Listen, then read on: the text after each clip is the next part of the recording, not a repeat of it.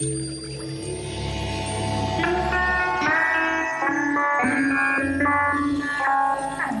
tal, amigos? Sean bienvenidos a una edición más de Trinchera del Caos. Estamos en nuestro episodio número 7. Estoy muy contento por la respuesta que hemos tenido y hoy se encuentra con nosotros el licenciado en Derecho Hugo Pérez, egresado de la Universidad Modelo, aparte de mi alma mater también. Estoy más contento. Actualmente funge como secretario ejecutivo del Consejo de Protección Integral de los Derechos de Niñas, Niños y Adolescentes del Estado de Yucatán. Hugo, muchas gracias por asistir, por darnos el tiempo. ¿Cómo te encuentras? Al contrario, yo súper agradecido y fíjate, no sabía que eras modelista. También somos Entre modelistas. modelista, el para sí, para todos. Para sí, para todos, así es, de toda la vida, ¿no? Yo desde primaria, o sea, sí. Desde prepa, la universidad y ahora, actualmente incluso docente de la Universidad Mira, Modelo. qué padre, sí. Qué gusto estar entre modelistas, ¿no? Así es, agradecido. Adelante. Oye, Hugo, pues mira, el día de hoy vamos a tocar un tema que a mí en lo particular me dio muchísimo trabajo hacer la investigación porque los datos son muy fuertes. Quiero platicar contigo acerca de los delitos sexuales, del abuso sexual a los infantes, a los niños. Y híjole, qué difícil es, ¿no? Tú que estás desde esa trinchera, desde ese lado, me imagino que para ti fue muy difícil al principio, porque lo vives a diario, lo escuchas y te han llegado casos muy, muy cercanamente, ¿no? No, definitivamente, en el CIPINA, que es donde colaboro, que es ese Sistema de Protección Integral de Niñas, Niños y Adolescentes, básicamente lo que hacemos es el análisis, la proyección de la política pública en materia de infancia y adolescencia. El tema de las violencias, incluida la violencia sexual, definitivamente es un tema apremiante. Sin embargo, en el sistema DIF, que es donde pertenece este CIPINA, pues también tenemos a la Procuraduría de la Defensa del Menor y la Familia, que es quien recibe precisamente estos reportes de vulneración de derechos en contra de niñas y niños. Ha sido un tema difícil desde el inicio de la administración, pero creo que es esa realidad tan apremiante, tan dolorosa que nosotros vemos a diario, que es lo que nos impulsa a querer mejorar los procesos internos y poder brindar una mejor atención para las niñas y para los niños yucatecos. Sí, ese es ahora sí tu trabajo es lo que te motiva un poco, ¿no? Me llama la atención que eres muy joven y ver ese tipo de casos debe ser súper difícil. Te habrá costado al principio, híjole, todo lo que escuchas, todo lo que ves, la gente que se acerca pues, a platicar directamente contigo. Sí, totalmente. Incluso, digo, este es mi trabajo en el DIF. Sin embargo, antes de trabajar en el DIF, yo colaboré en la Fiscalía General del Estado, que ahí es donde en realidad sucede todo, donde se presentan las denuncias, donde inician los procesos legales. Entonces, digamos que todo este proceso yo ya tenía un antecedente. Por lo tanto, al momento de llegar al DIF, al CIPINA, pues no me fue tan difícil poder procesar la situación. Como siempre lo he dicho, el tratar con niñas y con niños no es tratar con objetos, es tratar con personas. Justo la perspectiva que tiene el CIPINE, que hemos intentado pues poder incluir dentro de la sociedad, es que las niñas y los niños son sujetos de derechos, no son objetos de protección. Y esto, tú me dirás, pues sí, suena lógico. Las niñas y los niños son sujetos, no son objetos, pero pues no es tan lógico. Resulta que antes del surgimiento de la Convención de los Derechos del Niño, los niños eran considerados objetos, no eran considerados personas. Entonces, qué grave es esta situación. Yo creo que eso es lo que siempre me motiva, a querer poner a las niñas y a los niños al centro de la toma de decisiones y al centro de toda política pública. Qué difícil. Y vamos a entrar un poquito en tema. Lo que buscamos en este programa es acercar a la gente un poquito a la realidad.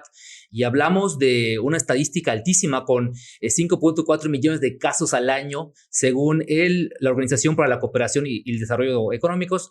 Entonces vamos a ir paso a paso y a lo mejor podrá ser como desmenuzar mucho la información para que la gente pueda entrar completamente en contexto. ¿Cuáles serían algunos de los focos rojos que podrían ser un indicador de abuso sexual? Primero habría que clarificar. La violencia es multifactorial y de diversos tipos, entre ella, por supuesto, la violencia sexual. Si nosotros queremos hablar de abuso sexual, tendríamos que referir qué es el abuso sexual, primero que nada. Entonces, el abuso sexual es todo contacto, toda interacción que exista con un niño, una niña o un adolescente y este sea utilizado para estimular sexualmente a una persona adulta. Esto no implica necesariamente una violación, Sí. sino simplemente es la utilización para fines sexuales de las niñas y de los niños. Entonces, obviamente, este tema pues es bastante sensible porque involucra a la persona del niño, involucra a sus sentimientos. y cuáles son los signos rojos o los factores de alerta a los cuales los papás, las mamás y cualquier persona cuidadora tendría que estar pendiente, pues son muy sencillos. Creo que la conducta de los niños nos va a dictar o nos va a marcar la pauta. Si un niño normalmente es muy alegre, un cambio repentino en su conducta podría estar significando que algo le está pasando a este niño. Una depresión, una ansiedad, alguna baja, a lo mejor en el rendimiento escolar, también podrían ser signos o indicativos de que este niño podría estar siendo víctima de algo. No necesariamente de abuso sexual, pero sí de alguna situación que es necesario atender por parte de los padres de familia y, por supuesto, de los profesionales.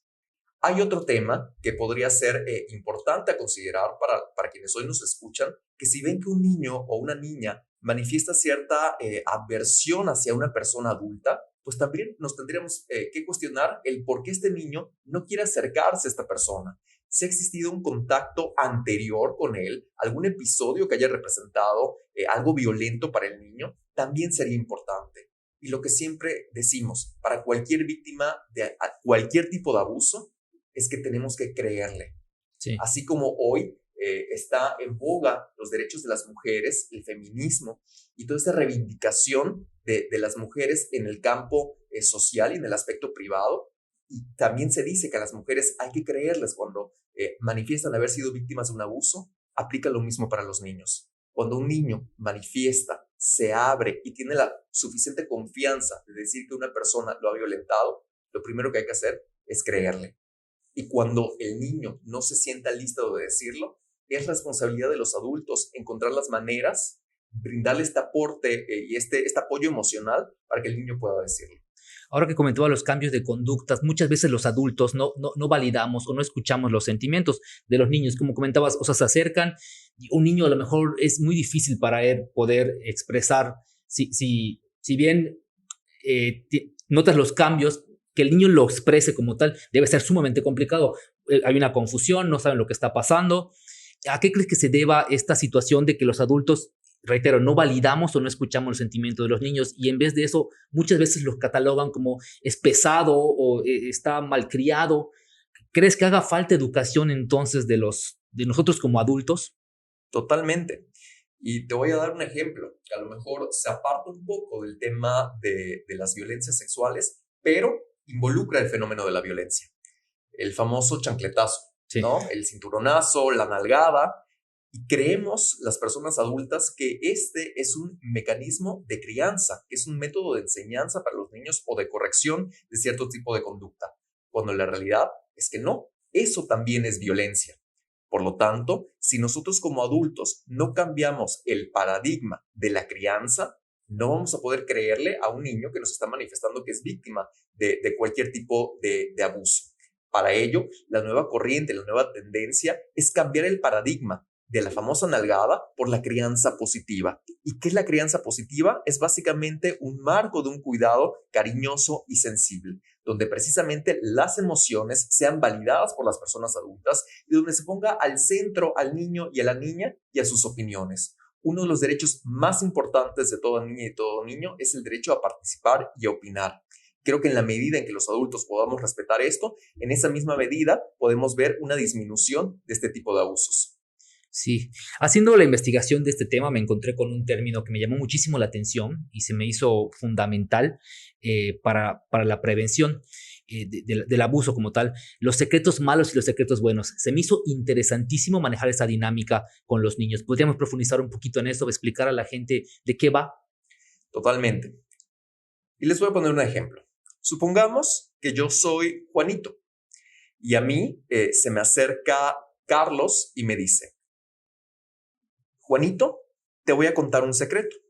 Este secreto es que mañana es el cumpleaños de Hugo, pero no se lo puedes decir porque es una fiesta sorpresa. Sí. Eso, con este ejemplo tan sencillo, nosotros podemos enseñarle a nuestros hijos, a nuestras hijas, a nuestros primitos, que eso es un secreto bueno. Pero cuando una persona realiza una conducta que nos hace sentir incómodos, que nos lastima o que incluso nos asusta, y nos pide una persona adulta no decirlo, ahí es donde nosotros tenemos que enseñarle a nuestros hijos que ese es un secreto malo.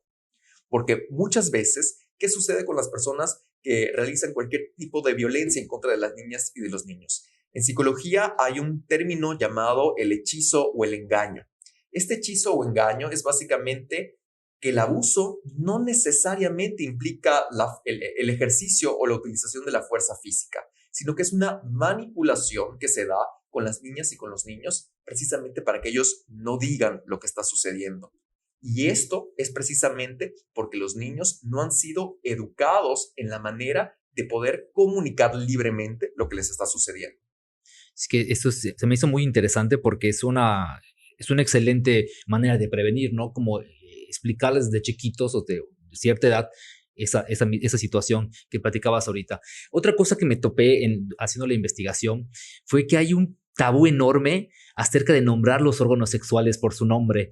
Y es algo que yo creo que la gran mayoría de nosotros que están escuchándonos y la gente que nos está viendo, que todos crecimos hablando de nuestros órganos sexuales hay una cantidad infinita de sobrenombres y cosas así, ¿no? Entonces, me topé con un ejemplo, por ejemplo, que hasta andaba rondando por el Facebook, de que una niña en una escuela le dice a la maestra que su tío le estaba comiendo su galletita. Textualmente, es algo que no tiene mayor problema, ¿no? La galleta es un alimento como tal. Es muy importante esto. ¿Por qué crees que sigue ese tabú? Estamos en pleno 2021 y yo creo que sigue habiendo esa situación. ¿De dónde crees o qué crees que haya que cambiar para que los adultos podamos tomar estos temas como son, como deben de ser? Creo que diste en el blanco y es simplemente nombrar las cosas por su nombre, decirle las cosas como se llaman. Si a ti alguien te pregunta cómo se llama la parte de tu cuerpo con la cual escribes, ¿qué responderías? Mi mano. Tu mano, ¿no? Sí. ¿Y qué es lo que te pones o dónde pones un zapato? En los pies, sí. ¿no? Entonces, ¿a las manos las podemos llamar de otra manera? No, a los pies, pues a lo mejor y sí, pero tradicionalmente los llamamos pies. Sin embargo, cuando se trata de las partes privadas de las niñas y de los niños, es una costumbre, y no necesariamente de Yucatán, de México, y me atrevería a decir que del mundo, de no llamar a los órganos sexuales por su nombre. Y ese es uno de los más graves errores y que además podría estar poniendo en riesgo a nuestras niñas y a nuestros niños. ¿Y esto de qué es derivado? De una falta de educación total y completa. Por eso hago una insistencia una vez más en el tema de la crianza positiva. La crianza positiva se basa en llamar las cosas por su nombre y en educar desde el cariño, en educar desde el respeto. Creo que solo en esa medida nosotros podemos reducir los abusos. Incluso científicamente está comprobado que una niña o un niño que sabe el nombre correcto de las partes de su cuerpo es una niña o un niño que está más protegido que otro que no lo hace. Y esto no acaba únicamente con la prevención de este tipo de violencias. Supongamos que la violencia ya sucedió. Imagínense que un niño, una niña, además de lo doloroso y de lo difícil que ha de ser enfrentar un proceso de justicia, como lo podría ser interponer una denuncia, qué difícil jurídicamente se torna que una niña o un niño en su declaración o en la interposición de la denuncia mencione estos términos, como tú dices, galletita o cualquier otro tipo de nombre. Entonces, esto complica las cosas a un nivel jurídico. Claro. Por lo tanto, reitero, es importante que nosotros como padres, como abuelos, como docentes, le enseñemos a nuestros hijos, a nuestros educandos, siempre a llamar a las partes por su nombre. Definitivamente somos una generación de cambios, han habido muchísimos cambios. Hace poquito comentabas lo del feminismo, por ejemplo, ese tipo de movimientos que yo creo que están haciendo muy bien. ¿Cómo crees que va esto? O sea, yo veo que somos una generación de cambios, sí, pero de nuestra generación para atrás, aún siento que vamos lento en este proceso. ¿Crees que las cosas van viento en popa, que podrían ir un poquito más rápido? Yo veo sí un panorama favorecedor. Y te voy a dar un ejemplo que a lo mejor se aparta del tema de las violencias. En el sistema DIF nosotros también manejamos las adopciones de niñas y niños. Y siempre se ha dicho que las adopciones es el derecho de las personas adultas de ser padres, de ejercer la parentalidad, ya sea la paternidad o la maternidad. Sin embargo, desde el CIPINA y desde el sistema DIF, lo que siempre hemos dicho es que no, la adopción no es el derecho de las personas adultas. La adopción es el derecho de las niñas, los niños y los adolescentes a vivir en familia y la obligación del Estado a restituirles ese derecho.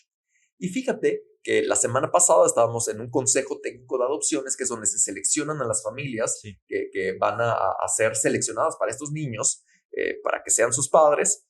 Y uno de los integrantes del consejo, que es una persona pues ya de una edad bastante avanzada, no sabes el gusto que me dio que se haya levantado al momento de la discusión de la selección de las familias, y esa persona que en un inicio tenía esta perspectiva de que era el derecho de las personas adultas, esa persona defendió más que nadie que era un derecho de las niñas y de los niños a vivir en familia. ¿Y a qué quiero llegar con esta historia?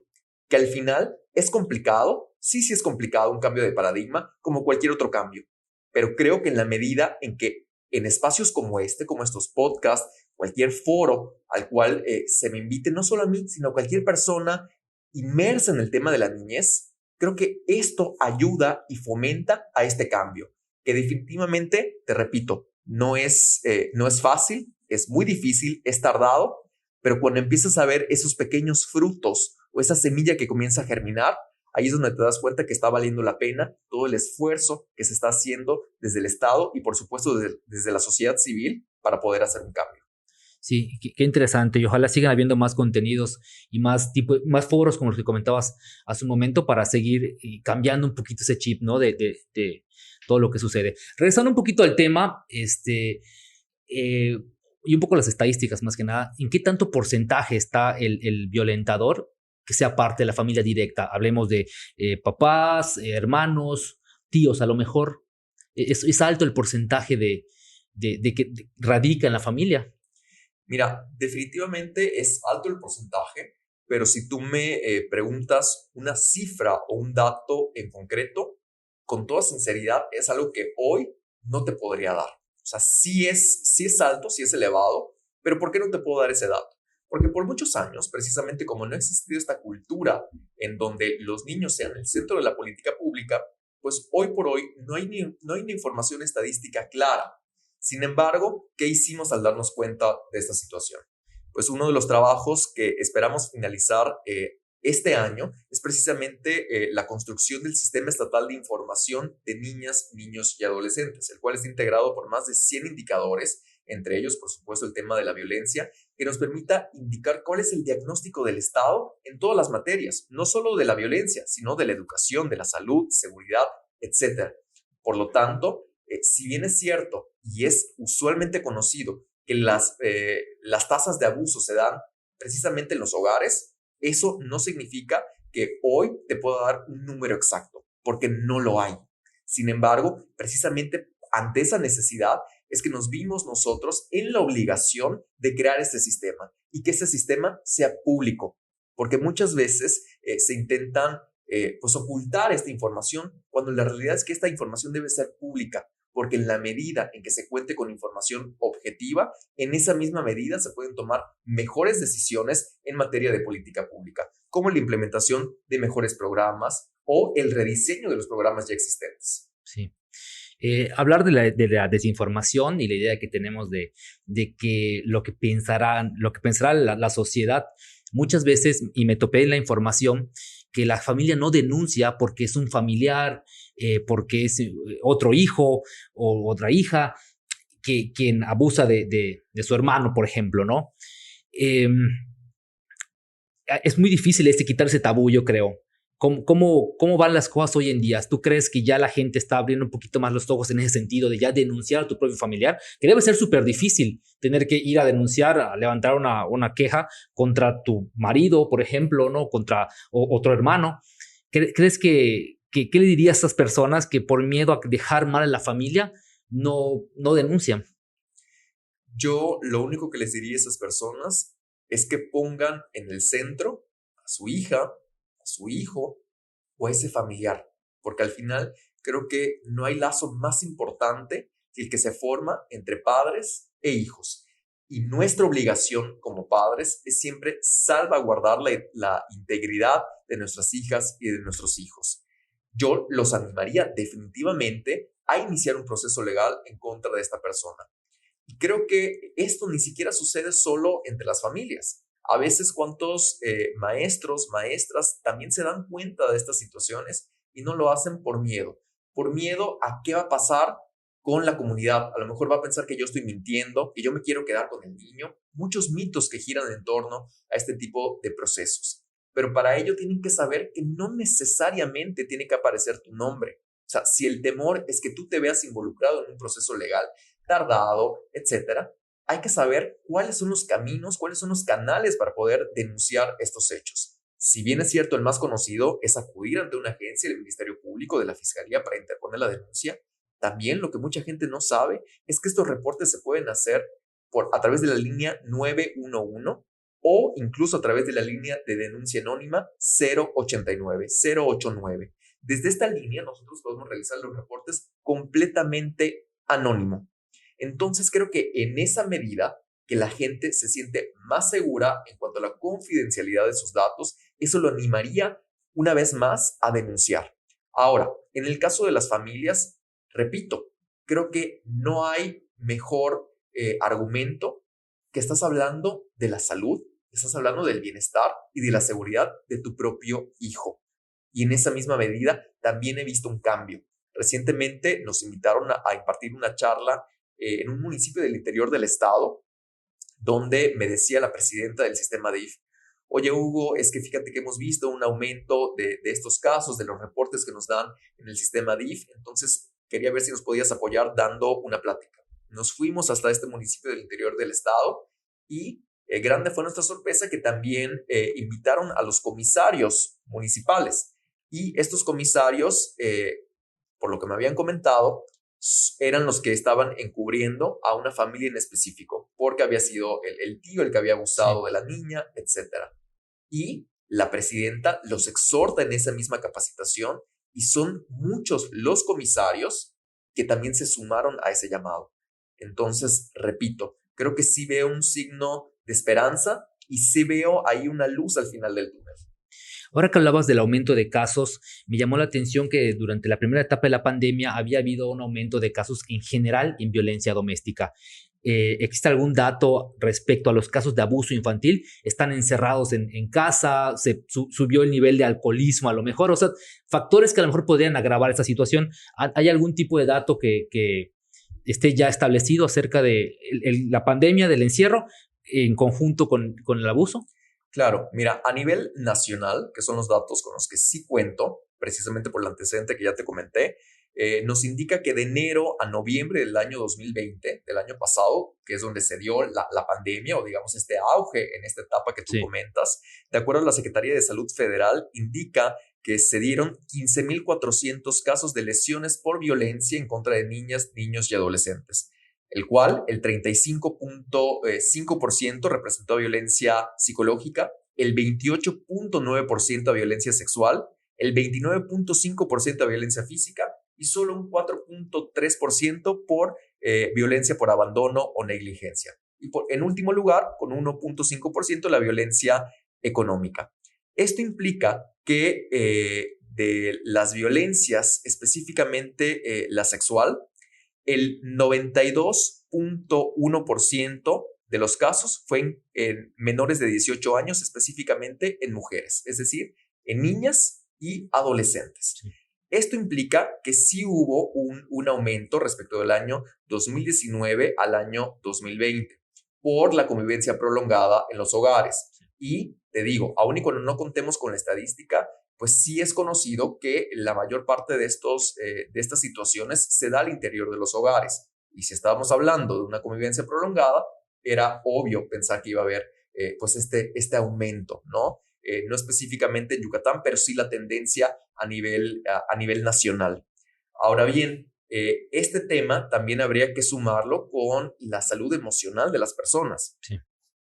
La pandemia no solo desató las violencias sexuales, sino también otro tipo de complicaciones, como la depresión, la ansiedad y, por supuesto, incluso los suicidios. Entonces creo que insisto, la violencia es un fenómeno multifactorial y no podemos verlo como hechos aislados o hechos que involucren a únicamente un sector de la población, sino es un todo. A manera de psicología se habla de estos sistemas y subsistemas. Entonces creo que esto es un fenómeno sistémico. Ya para ir cerrando el tema, porque es muy amplio, podemos hablar horas de esto, pero para ir cerrando, parte de la audiencia que tenemos aquí en Trinchera del Caos, el programa que nos hace el favor de acompañarnos, encontramos jóvenes que apenas estamos por comenzar una familia, y me incluyo. ¿Cuál es un consejo en cuestión de educación que darías a esta generación de futuros padres para evitar la violencia psicológica? Creo que el mejor consejo que yo le puedo dar a estas familias jóvenes es que para que tú puedas ejercer una nueva responsabilidad en tu vida, primero tienes que estar bien tú. En la medida en que nosotros como individuos estemos bien a un nivel interno y externo, en esa misma medida nosotros podemos garantizarle una mejor vida a un nuevo ser, a una niña o un niño. Pero hay veces que existe esta maternidad o paternidad forzada, simplemente por estándares de la sociedad que hay que cumplir.